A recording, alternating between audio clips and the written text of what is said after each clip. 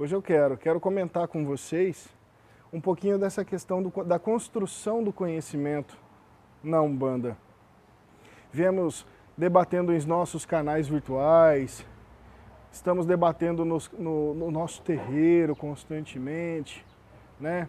Os tempos em que a gente vive, dos aprendizados que realmente vão fazer com que nós alcancemos determinados objetivos que carregamos em nós. Certo? Nesse sentido, é muito importante a gente entender que essa humanidade acelerada que a gente vive hoje, em que tudo está pronto, em que tudo é rápido, em que tudo é fast food, em que tudo é drive-thru, isso ainda não se enquadra no aspecto, isso é uma visão da nossa casa, tá? Não fale em nome das umbandas por aí. Isso não se enquadra na realidade que a gente vive para os aspectos religiosos. Imagina o seguinte, você passa uma vida limitado e cercado pela sua realidade e de repente, em algum momento da sua vida, você é convidado a revisitar o passado, a vivenciar situações, a seguir determinados aspectos de regras, de condutas, em que você nunca teve contato com isso. Portanto, quebrar as amarras dessa ignorância que todos nós temos é algo que não pode ser relativizado com a ideia de um simples curso, com a ideia de uma simples gira. A gira não é simples, mas com a ideia de uma única gira. E senão a gente cai no risco de virar algo que a Umbanda não quer para nós, certamente, que é virarmos ovelhas. Aonde tem uma figura central, um papa, que doutrina tudo e que faz com que a gente saia cegamente fazendo tudo o que se manda, independente de uma análise superficial, colocando toda a nossa vida nas mãos daqueles processos doutrinários. A ideia de construção do saber da Umbanda não consegue, e talvez, e para mim isso é muito claro, não acompanha esse ritmo acelerado com que a gente quer as respostas que a gente busca para a vida. Porque romper as barreiras da ignorância não é um processo simplório, não é um processo que a gente faz da noite para o dia. Romper as barreiras da ignorância requer muita coisa. E um tempo que pode realmente ser um pouco menor, um tempo que pode levar uma vida toda, né? E aí você vai determinar para qual assunto, ou para qual vivência está relativizando a questão da construção do seu conhecimento. Para pessoas como eu, apaixonado pela religião, apaixonado pela vida e pela forma com a qual enxerga a vida pela religião, esse foi um caminho de rompimento de barreiras que eu determinei para mim para o resto da vida. Para o resto da minha vida. Um constante romper das barreiras da ignorância. Que nós somos ignorantes pra caramba. E médiums, principalmente, né, nesse caso, ávidos pela questão da Umbanda com a fenomenologia, com a questão da incorporação, com a questão da magia de Umbanda tão falada, né, nas redes sociais, nas internets da vida, e com esses elementos exotéricos, elementos externos, muitas vezes buscando esses conhecimentos, acabam por se cegar diante dos conhecimentos esotéricos da religião. E quando eu falo esotérico, eu não estou falando de astrologia, essas coisas que a gente tem por esoterismo barato por aí, que é o que é apelidado de esquizotérico, né? Quando eu falo esotérico, são os conhecimentos de boca a ouvido, o conhecimento em que você não tem e não vai ter em livros, cursos, workshops, vivências. Parte da questão de uma relação mestre-discípulo, que é aquele ser que está questionando as verdades relativas que nós vivemos constantemente, que já adquiriu um volume de conhecimento.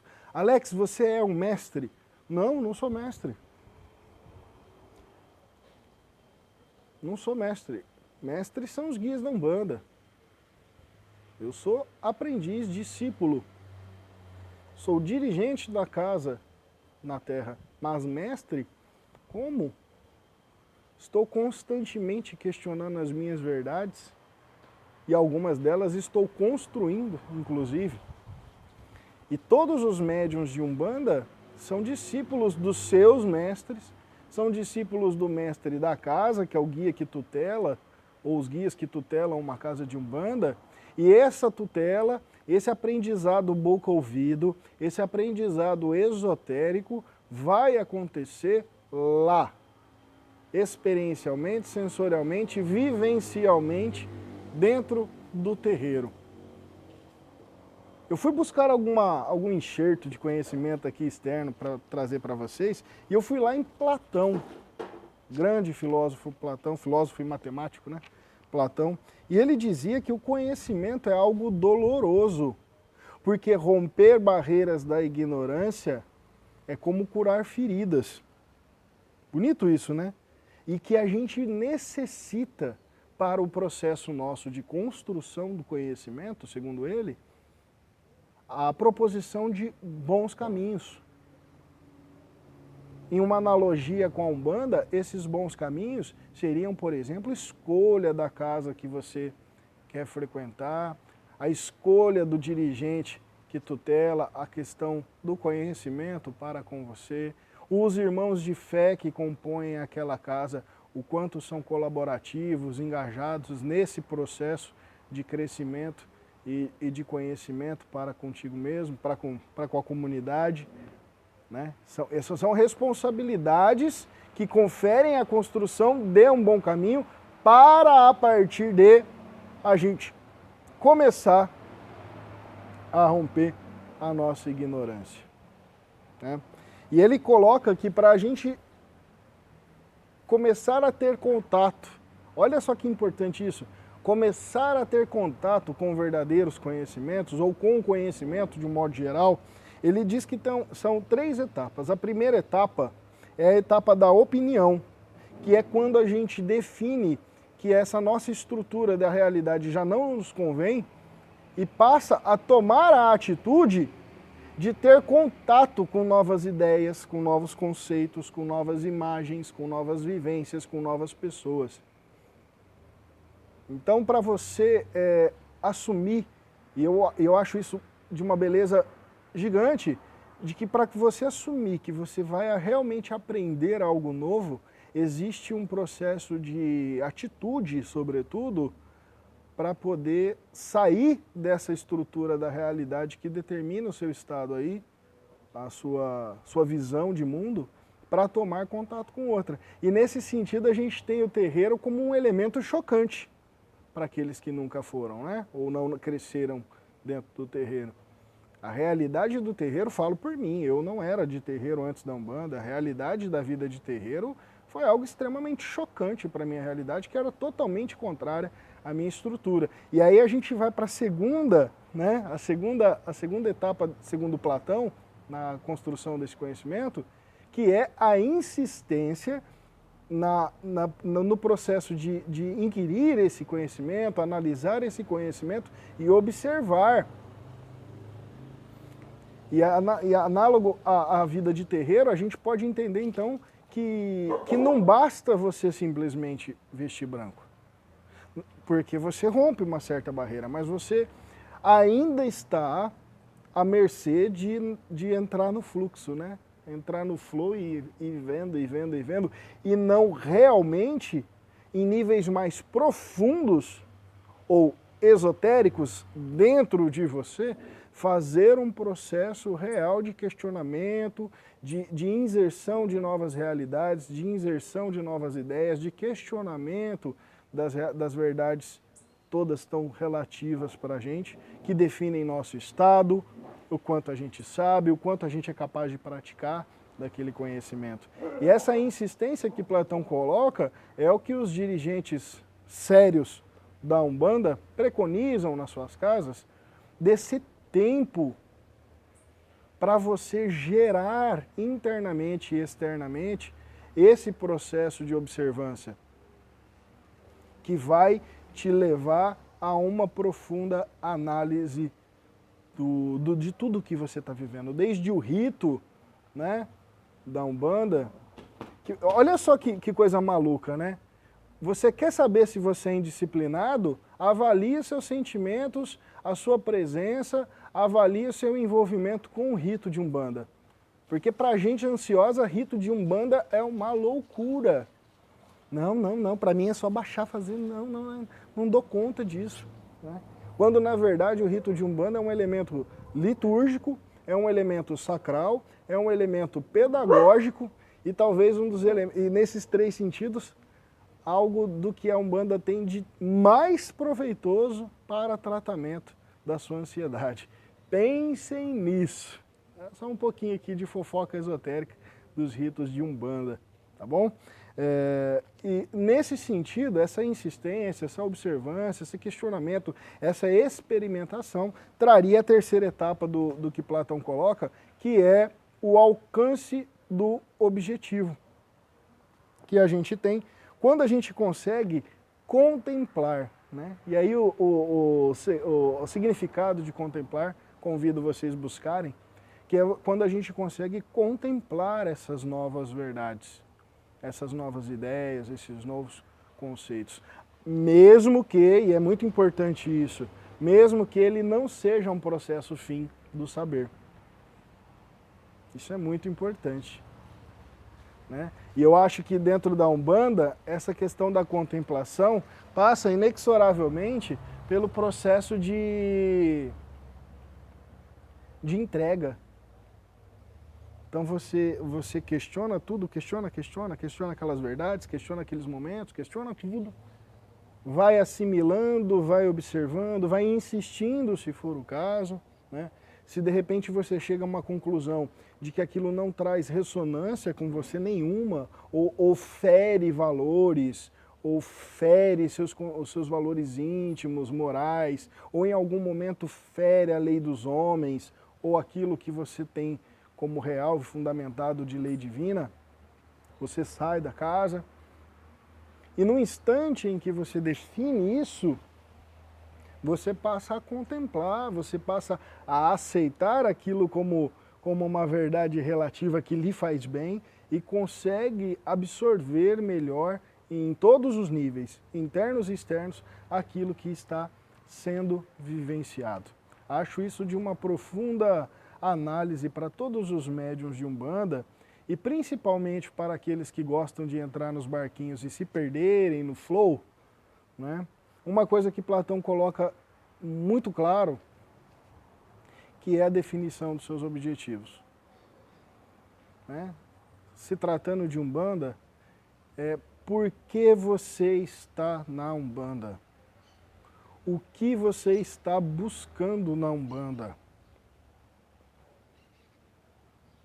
Primeiro, para definir se é de fato a Umbanda que vai te oferecer isso. Numa segunda instância, se for a Umbanda, qual é a casa, qual é o dirigente que vai te colocar próximo da possibilidade de atender esses objetivos. E numa outra análise, é você ver o quanto tem de um humano que quer uma experiência divina ou quanto que você está cheio de pomposidade aí dentro de você, querendo ter novas experiências humanas. Né? Esse processo de objetivo e construção do conhecimento não torna fria a relação, pelo contrário. Né? Você começa a tangibilizar o subjetivo. Quero ser feliz. Todo mundo quer ser feliz, né? Quero ser feliz na Umbanda. Cara, você não precisa da Umbanda para ser feliz. Aí então você vai ter que questionar o que é ser feliz e como ser feliz pensando e fazendo Umbanda. E por aí vai, né? Ou todos os outros conhecimentos, todas as outras perguntas existenciais cabem para esse processo e devem ter uma profunda reflexão para com a Umbanda na sua vida, de modo que você consiga realmente aproveitar e construir saberes dentro da religião, né? Ou chegar a tocar a sabedoria que a gente fala daqui a pouco. Eu como especialista em gestão, né, e a gestão do conhecimento é algo muito importante para administradores de modo geral. Certa vez tive contato e estudei um pouco mais a fundo aquele estudo de um psiquiatra americano chamado William Glasser, que construiu, né, e esse cara redefiniu os conceitos de pedagogia, de estruturas de conhecimento em todos os sentidos. Ele definiu uma pirâmide de conhecimento. E eu queria hoje, nesse encontro, fazer uma pequena analogia dessa pirâmide de conhecimento, que é como a gente adquire realmente conhecimentos, diante de métodos que nós somos inseridos. E olha que interessante, quando a gente lê alguma coisa, segundo esse psiquiatra, nós temos uma capacidade de absorção de informação daquele processo para se tornar conhecimento em 10%. Isso quer dizer que se você ler bem 100 páginas, você realmente pode aprender 10% do que contém nelas, ou 10 páginas daquelas 100. Ele define que quando a gente ouve alguma coisa, quando a gente coloca a ouvir o livro, ouvir o professor, ouvir alguma coisa, nós temos uma capacidade de absorção de 20%. 20%. Então veja bem como isso tem relação com os sentidos e a vivência do terreiro. Eu sempre falo, a Umbanda é uma religião sensorial. Então a gente está constantemente adquirindo conhecimento por várias instâncias. Aqui a gente falou de ver e ouvir. Quando a gente está observando, ou seja, quando a gente está inserido numa realidade sem fazer, mas já vendo a sua prática, nós temos uma capacidade de absorção daquele conhecimento de 30%. Se o indivíduo, aqui tem um comentário importante, ó, se o indivíduo não consegue achar dentro seu propósito ou felicidade dentro, o que achar fora será vazio. Ótimo. Vazio e vai ser no máximo mais um compromisso na agenda, Michele. Só mais um compromisso na agenda. Né? E vai continuar exatamente do mesmo jeito, fazendo coisas diferentes. Exatamente. Tá muito sentido o que você coloca. E quando então a gente está inserido na realidade, vendo aquilo acontecer, ouvindo, inserido naquele contexto, nós temos uma capacidade de absorção do conhecimento em 30%, segundo esse psiquiatra. Quando a gente vê e ouve, ou seja, a gente já tem uma imersão mais profunda, nós temos uma capacidade de absorção de 50% daquela informação. Quando nós começamos a discutir, questionar, conversar, falar sobre, enfim, nós temos uma capacidade de absorção de conhecimento de 70%. Quando a gente realmente faz tudo aquilo que a gente viu, ouviu, esteve inserido na realidade, discutiu, quando a gente faz algo, nós temos uma capacidade de 70%. E quando a gente ensina algo para alguém, nós temos uma capacidade de aprendizado de 95%. Veja, nós saímos da leitura onde você aprende 10% e podemos aprender 95% numa outra forma, né? Que a gente envolve integralmente todo o nosso ser, intelecto, o sentido, o suprassutil, enfim, o sutil, perdão, na ideia desse conhecimento. E a pirâmide de Glasser tem profunda relação com o terreiro, né? Quando a gente indica obras, quando a gente canta e ouve pontos, quando a gente mostra determinados ritos ou coloca os médiums diante de determinados ritos para que ele possa, se ele assim deseja, né, aprender aquilo que está sendo vivenciado naquele instante.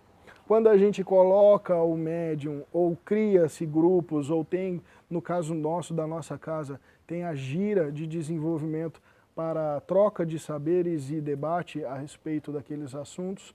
E, num segundo momento, quando a gente insere o cidadão para poder fazer determinadas práticas que vão desde a limpeza de um terreiro, de passar uma vassoura e colocar um papel higiênico, até uma fundanga, até uma defumação, até a instrução de um novo médium, que a gente vai para a última etapa, quando essas pessoas que realmente buscam o conhecimento dentro da religiosidade começam a ensinar aquela premissa maravilhosa colocada por médium Zélio Fernandino de Moraes através do Caboclo das Sete Encruzilhadas, ou o contrário, né?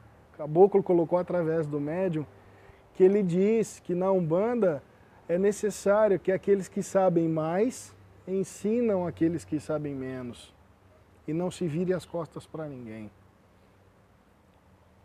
Portanto, e tem uma outra ideia, né? Que quando a gente tem o contato com a informação, nós precisamos numa pirâmide. Essa pirâmide eu tive contato com ela com o José Alírio Cerqueira, uma coisa assim, um autor espírita. Eu achei muito bonito quando ele coloca que a verdade, que é esse conhecimento, ela precisa tomar contato, saber a verdade, vivenciar a verdade, que é a experimentação, né?